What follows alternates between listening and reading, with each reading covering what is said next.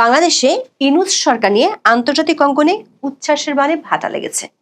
এক বছর আগেও প্রশংসায় পঞ্চমুখ প্রভাবশালী আন্তর্জাতিক সংবাদ মাধ্যমে এখন উঠে আসছে উদ্বেগ। সবশেষ জাপানের প্রাচীন এবং প্রভাবশালী পত্রিকা দ্য জাপান টাইমসে প্রকাশিত এক নিবন্ধে বাংলাদেশকে তুলনা করা হয়েছে দক্ষিণ এশিয়ার টাইম বোমা হিসেবে। বলা হয়েছে শেখ হাসিনার পতন বাংলাদেশকে ঠেলে দিচ্ছে পাকিস্তান ধাঁচের অরাজকতার দিকে। জাপান টাইমসে প্রকাশিত নিবন্ধটি মূলত তৈরি করেছে প্রজেক্ট সিন্ডিকেট নামের একটি সংস্থা।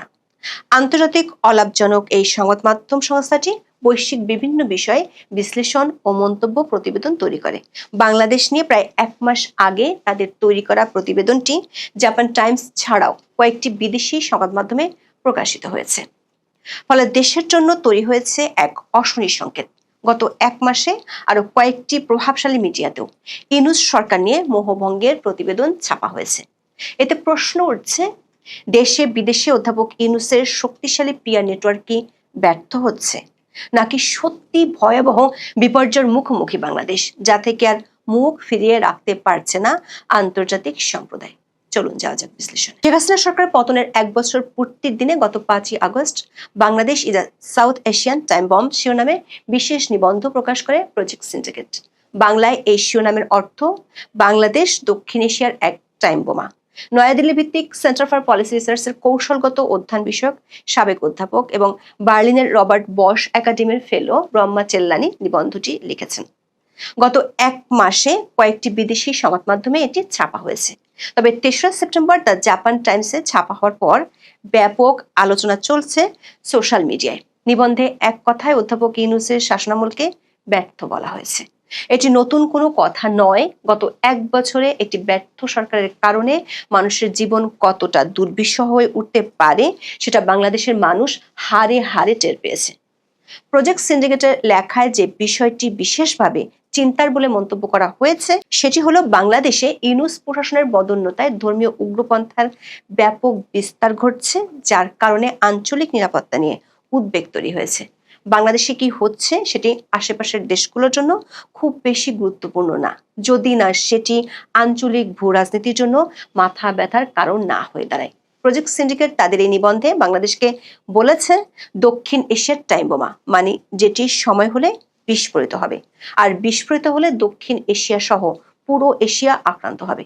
লেখাটিতে দাবি করা হয়েছে এই অবস্থার শুরুটা হয়েছে শেখ হাসিনার সরকারকে উৎখাতের মধ্য দিয়ে, যেটাকে তারা দাবি করছে সহিংস এবং সেনা সমর্থিত অভ্যুত্থান হিসেবে। বলা হয়েছে অভ্যুত্থানের এক বছরে বাংলাদেশ চরম বিশৃঙ্খলার মধ্যে ডুবে গেছে। অর্থনীতি বিপর্যয়, জঙ্গি ইসলামপন্থীরা শক্তি বাড়াচ্ছে, তরুণরা দ্রুত ধর্মীয় উগ্রবাদী হয়ে উঠছে, সেই সঙ্গে ভেঙে পড়ছে আইনের শাসন। ধর্মীয় ও জাতিগত সংখ্যালঘুরা নিপীড়নের শিকার হচ্ছেন। বাংলাদেশের ভবিষ্যৎ কখনো এত অন্ধকারাচ্ছন্ন অবস্থায় পড়েনি।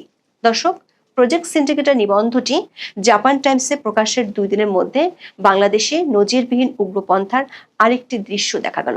রাজবাড়ীর গোয়ালান্দে 5ই সেপ্টেম্বর একটি দরবার শরীফে হামলা করে গুড়িয়ে দেওয়া হয়। সেই সঙ্গে কবর থেকে নুরাল পাগলা নামে পরিচিত এক পীরের মরদেহ তুলে জ্বালিয়ে দেয় তৌহিদি জনতা। মাত্র কয়েকদিন আগে মাজার দরগার হামলার বিরুদ্ধে কড়া হুঁশিয়ারি দিয়েছিল সরকার। তবে আগের প্রতিটি হামলার মতো এবারও ঘটনার সময় নিশ্চুপ ছিল প্রশাসন। উগ্রবাদের এমন চরম বিস্তারের জন্য অন্তর্বর্তী সরকারের মদতকেই দায়ী করা হয়েছে প্রজেক্ট সিন্ডিকেটের নিবন্ধে। শেখ হাসিনা সরকারের পতনের জন্য সেনাবাহিনীকেও সরাসরি দায়ী করা হয়েছে। নিবন্ধে বলা হয়, অনেকে আশা করেছিলেন শেখ হাসিনার পতন আয়রন লেডের একনায়কতান্ত্রিক প্রবণতা থেকে বের হয়ে গণতন্ত্রের পথে অগ্রযাত্রার সুযোগ এনে দেবে। ছাত্র নেতৃত্বাধীন আন্দোলনে শেখ হাসিনার পতনের দাবিও তারা করেছিলেন। তবে এর মাধ্যমে মূল ভূমিকায় থাকা ক্ষমতাধর সেনাবাহিনীকে আড়াল করা হয়েছে।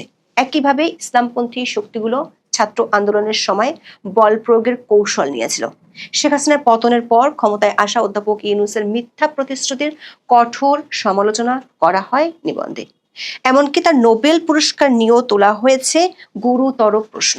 বলা হয়, নোবেল কমিটির পুরস্কারটি ছিল মূলত ভূ রাজনৈতিক সংকেতের বহিঃপ্রকাশ।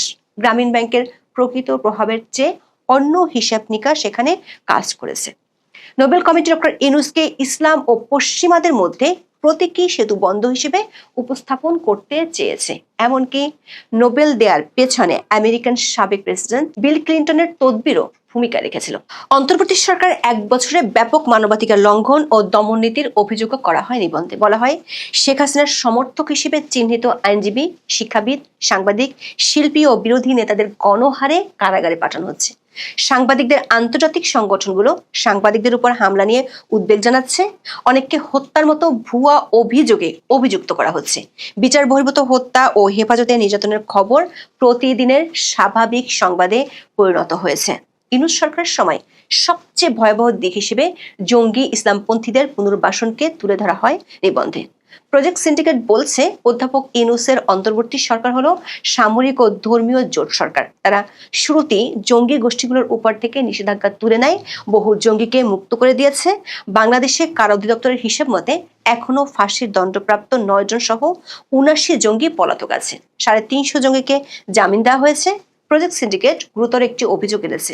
তাদের দাবি, ইউনূস সরকারের পরিষদে কয়েকজন চরমপন্থী উপদেষ্টা আছেন। চরমপন্থার কারণে ধর্মীয় সংখ্যালঘুর পাশাপাশি কট্টর ইসলামপন্থীদের দৃষ্টিতে ভ্রষ্ট মুসলিম সম্প্রদায়ও নির্বিচার হামলার শিকার হচ্ছে। অশালীন পোশাক পরার অভিযোগ তুলে নারীদের প্রকাশ্যে লাঞ্ছনা ও হামলা করা হচ্ছে। দেশ জুড়ে দ্রুত জেঁকে বসছে তালেবান ধাঁচের নৈতিক বা মোরাল পুলিশি সংস্কৃতি। নিবন্ধে বলা হয়, বাংলাদেশ এক সময় মুসলিম বিশ্বের ধর্মনিরপেক্ষ গণতন্ত্রের প্রতিশ্রুতির প্রতীক ছিল। কোভিড মহামারীর আগ পর্যন্ত অর্থনৈতিক উন্নয়ন ও সামাজিক স্থিতিশীলতায় উল্লেখযোগ্য অগ্রগতি করেছিল। তবে এখন দেশটি পাকিস্তানের মতো অচল অবস্থায় ডুবে যাওয়ার ঝুঁকির মধ্যে রয়েছে। বাংলাদেশের অস্থিরতা আঞ্চলিক ঝুঁকি বাড়িয়েছে বলে দাবি করা হয় নিবন্ধে।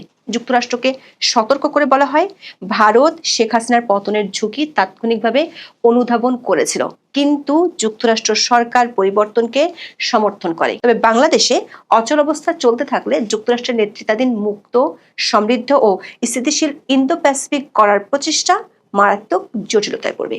কেউ কেউ সতর্ক করেছেন, বাংলাদেশ বৈশ্বিক অস্থিরতার আরেকটি কেন্দ্রে পরিণত হতে পারে, আর সেক্ষেত্রে দূরবর্তী দেশগুলো নিরাপদ থাকবে না। এমন অবস্থায় আন্তর্জাতিক সম্প্রদায়কে চোখ বন্ধ করে না থাকার পরামর্শ দেওয়া হয় নিবন্ধে। দর্শক, প্রজেক্ট সিন্ডিকেটের নিবন্ধের বিশেষ গুরুত্ব রয়েছে আন্তর্জাতিক সম্প্রদায়ের কাছে, কারণ এই প্রতিষ্ঠান বিশ্বের 156 দেশের মোট 543টি প্রভাবশালী সংবাদ প্রতিষ্ঠানের সঙ্গে জড়িত। আবার প্রতিষ্ঠানটির সঙ্গে সারা বিশ্বের প্রভাবশালী রাজনীতিক, নীতি নির্ধারক, গবেষক, ব্যবসায়ী এবং নাগরিক কর্মীদেরও ঘনিষ্ঠতা রয়েছে। তাদের দৃষ্টিভঙ্গির প্রতিফলন ঘটতে দেখা যায় বিভিন্ন নিবন্ধে। এর আগেও 2024 সালের ডিসেম্বরে বাংলাদেশে চরমপন্থার উত্থানের আশঙ্কা জানিয়ে একই লেখকের আরেকটি নিবন্ধ প্রকাশ করেছিল প্রজেক্ট সিন্ডিকেট। সেখানেও ডক্টর ইউনূসের ভূমিকার কঠোর সমালোচনা করা হয়। বলা হয়, 84 বছর বয়সী ইউনূস কার্যত সামরিক মৌলবাদী শাসনের বেসামরিক মুখ ছাড়া আর কিছু নন। প্রজেক্ট সিন্ডিকেট ছাড়াও অন্তর্বর্তী সরকারের সমালোচনা করে আন্তর্জাতিক মিডিয়ায় গত কয়েক মাসে বেশ কয়েকটি নিবন্ধ প্রকাশ হয়েছে। এর মধ্যে যুক্তরাষ্ট্রের প্রভাবশালী সংবাদ মাধ্যম নিউ ইয়র্ক টাইমসে 14 আগস্ট সবচেয়ে কড়া ভাষায় সমালোচনা করা হয়। বিপ্লবের 1 বছর পর বাংলাদেশে আশা পরিণত হচ্ছে হতাশায়, এমন শিরোনাম ছিল নিবন্ধের। বলা হয়, বাংলাদেশে পরিবর্তনের গতি ধীর হয়ে যাওয়ার উদ্বেগ বাড়ছে। প্রতিশ্রুত নির্বাচন এখনো কয়েক মাস দূরে, অর্থনীতি হোঁচট খাচ্ছে, আর পুরনো সমস্যাগুলো রয়ে গেছে আগের মতোই। নিউ ইয়র্ক টাইমস লিখেছে, বাংলাদেশকে নতুনভাবে গড়তে চেয়েছিল শিক্ষার্থীরা। তারা নোবেল শান্তি পুরস্কার জয়ী ডক্টর ইউনূসকে অন্তর্বর্তী সরকার প্রধানের দায়িত্ব দেন। তার দায়িত্ব ছিল দেশকে বিশৃঙ্খলা থেকে স্থিতিশীলতার পথে নিয়ে আসা। কিন্তু অনেক বাংলাদেশি এখন পরিবর্তনের ধীর গতিতে হতাশ। তারা ভাবছে, আবু সাইদের মতো প্রতিবাদকারীরা অর্থহীন প্রাণ দিয়েছিলেন। এর আগে অন্তর্বর্তী সরকারের মিত্র হিসেবে পরিচিত আল জাজিরাকেও সমালোচনা করতে দেখা গেছে। আওয়ামী লীগ সরকারের পতনের বর্ষপূর্তির দিনে তাদের বিশেষ প্রতিবেদনের শিরোনাম ছিল, হাসিনার পতনের 1 বছর পর আশা আর অচল অবস্থার দোলা চলে বাংলাদেশ। এতে বলা হয়, 15 বছরের অগণতান্ত্রিক শাসনের অবসানের পর প্রতিবাদকারীরা চেয়েছিল বাস্তব পরিবর্তন। তবে রাজনৈতিক গোষ্ঠীগুলোর ক্ষমতার লড়াই আর সংস্কারের প্রতিশ্রুতি ভঙ্গ হওয়ায় অস্থিতিশীলতার আশঙ্কা ঘনীভূত হচ্ছে। দর্শক, দেশে তলানিতে থাকা জনপ্রিয়তার মধ্যে আন্তর্জাতিক অঙ্গনে ক্রমবর্ধমান সমালোচনা ডক্টর ইউনূসের জন্য আরো চাপ তৈরি করছে। প্রশ্ন হলো, ডুবতে থাকা তরীর ক্যাপ্টেন হিসেবে তিনি আর কতটা তলিয়ে যাওয়ার অপেক্ষা করবেন, নাকি দেশ বিদেশের সমালোচনাকে তিনি আগের মতোই থোড়াই কেয়ার করবেন যমুনার চেয়ারে আসীন থেকে। এখন এ পর্যন্ত। সবাই ভালো থাকুন, সুস্থ থাকুন, নিরাপদে থাকুন। দেখা হবে আগামী পর্বে।